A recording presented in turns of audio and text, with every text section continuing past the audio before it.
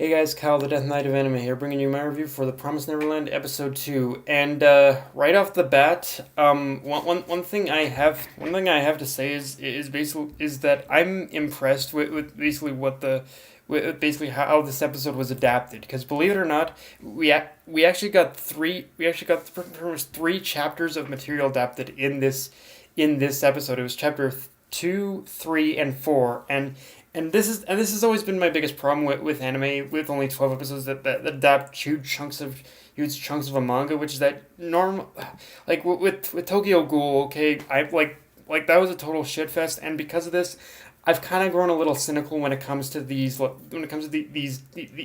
moments of anime of anime with only 12 episodes adapting a manga. But with Promise Neverland, they definitely took those three episodes and they did everything that they possibly could with it. So yeah, and to that end, it does seem and to that end, with this episode, it does kind of seem like Promise Neverland is kind of following a bit of a similar form as to what Bloom Into You did, which is that it's basically keeping a lot of the story intact, but it is trimming the fat of it, and so yeah, to that end, I can do nothing but praise the adaptation of saying it was pretty spot on in this episode. One thing I will say, however, is that there were a couple times throughout the episode where it did sacrifice a lot of cool visuals I would like to see animated, but I will say that it's not a huge deal breaker, but let's just say that in the manga it does do a lot more in the visual sense of showing us what the characters are talking about. So yeah, it's one of those things where you definitely get the premise and the idea, but it would have been cool to just do a couple of those visuals almost.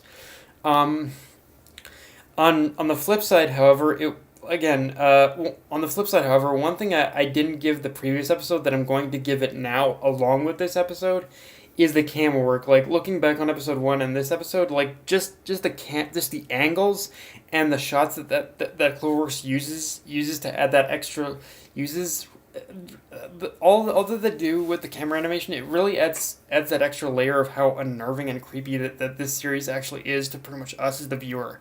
And even more complimentary than the camera animation was the shading and how the series really captures this very intense and horrific mood with the most simplistic of setups. Like just in the simplest of scenes, we basically get a lot of shading and a lot of you get a lot of shading and just a lot of stuff that just sets the mood of how creepy a scene actually is, especially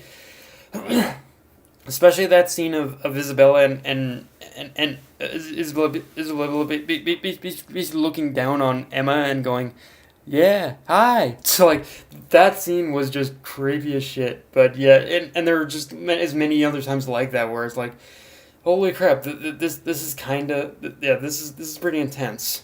Um, Now, one thing I noticed almost immediately about the episode is that they switched around the dialogue a little bit in earlier parts of the episode where Norman and Emma had basically discovered the secret about the tracking devices.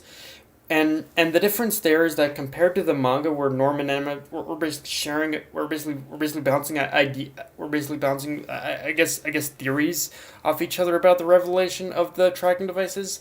In this episode in the anime, pretty much Norman he basically does he does a lot of the talking, which he does a lot of the talking, and he's the one who does a lot of the hypothesis of the tracking devices, which in itself is an understandable change because the episode definitely does a lot to reinforce of just how smart of a character of just how smart pretty much Norman as a character is. And yeah, I have no problems in saying that Norman was definitely the MVP of the episode, to be sure, which hey, I'm all for. Definitely Norman is definitely one of the more one of the more intriguing characters to watch for sure. Along with Emma, I guess, but yeah, Norman for sure for me. Um, and also one thing I really liked about the structure of this episode is that every single thing that was going on and every single action Norman and Emma took as the episode took basically at every moment of the episode, like every action that Norman and Emma took had such a weight and importance to the point where it felt like the entire episode was playing out like a very intricate game of chess, and how if Emma and Norman made one wrong move, then it could either be disastrous in the long run of their plan, or it would have been game over on the spot right then and there. Especially going back to that scene, especially the scene where Isabella was confronting Emma and looking over her, like yeah, like that scene between Isabella and Emma, it really felt like they're playing an emotional game of a game of chess with each other in that one moment. Like in that one moment, if Emma basically said anything wrong or anything out of suspicious, it would be game over, man. Get game over there then and there. So yeah, I like how while it is building up this intensity, it's also playing out like this very masterful and kind of like this very masterful and intricate game almost that they're playing with each other, um, and and even as someone who already caught up to the manga even before the anime started airing, it was even in that one scene of Isabella and Emma confronting each other, I was kind of on edge. Like even though I already read it in the manga, it was still just as intense in the anime to be sure. So yeah, just incredible scene. Um, and one thing I like above all else is that when pretty much Ray, like of course as I predicted, basically Ray already had an idea of what was going on, so he basically joins Emma and Norman in the plan to escape. But in this episode, but the thing about Ray being part of this group now is that he actually addresses a very important fact about the escape, which is that in the current situation, it is going to be near impossible to escape with everyone, and even if Emma. And the thing is about this situation, even if Emma did basically do the whole shonen hero cliche thing of reaffirming her desire to escape with everyone, I want you guys as the viewers to keep a bit of a tighter grasp on Ray's words a lot more than Emma's, because what Ray says is going to play a much bigger role at the end of this, at least compared to what Emma does. Like anything Emma says from this point on, I think you guys are going to need to take with you guys are definitely going to need to take with nothing more than a simple grain of salt. Whereas Ray, yeah, you're going to need to trust a little bit more of what he says, so to speak. But yeah, so that's definitely what I have to say on that scene is just pay a lot more attention to basically Ray to pretty much Ray's words, or keep Ray's words in the back of your head for sure. Um, of course, the main like I said, this whole episode played out like a game of chess, and to that effect, our main leads weren't the only ones making big moves as as for everything they as for because everything that they did, it felt like Isabella felt like she was one extra step ahead of them, even through Emma and Norman's attempt to fool her. It still felt like Isabella was pretty much was really still in control. And I like when we get that kind of antagonist, the kind of antagonist who basically is like, yeah, I know what you're planning, and I'm one step ahead of you. I'm one step ahead of you, little brat. So yeah, I definitely like how Isabella is not just standing around waiting for them to act. She's like, yeah, I already know, have an idea of what you're planning. So just yeah, I'm gonna do everything to stop you. Um, and also, that scene with baby Carol at the end, and the fact that she looks like Emma, I think was also reinforcing even more to me that Isabella was reminding our three heroes that, yeah, that they are pretty much all replaceable. Like, it's kind of hard to deny that baby Carol looks a lot like Emma, so yeah, I think she's saying that, yeah, all of you are nothing but replaceable. Nothing but replaceable, so yeah. Uh, she's basically so cruel, but I love everything about it.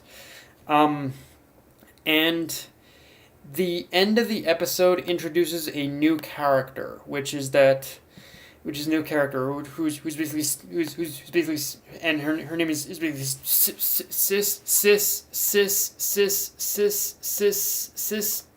sister Crone. And okay, so we need a new character who's basically yeah, she's been introduced into the character.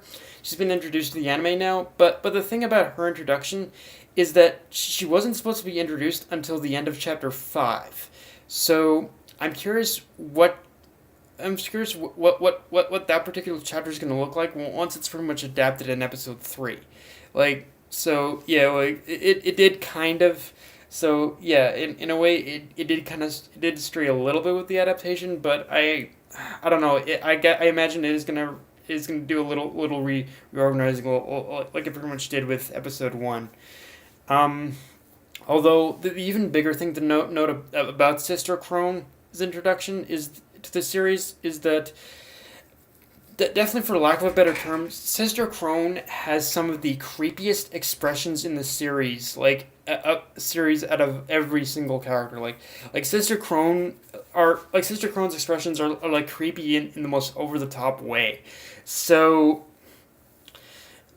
it's gonna be interesting to test the anime to be sure, and how well that from Cloverworks Animation is gonna adapt those expressions. Like Sister Crone's expressions are gonna be, how they adapt the expressions are gonna be an interesting test for Cloverworks to be sure. Like, are they gonna capture the same over the top nature, or are they gonna be different? That's the big question, I think, that we need to wonder about for sure. Um. But yeah, guys, that's my review for the Promised Neverland episode 2. Again, another great episode. It did have a few bumps in the road, but it's nothing that didn't ruin the experience for me either. So yeah, that's basically all I got. If you enjoyed the video, like, comment, subscribe. Follow me on Twitter, Facebook, and Mr. Crunchyroll. Death Knight of Anime, signing off. Later, guys.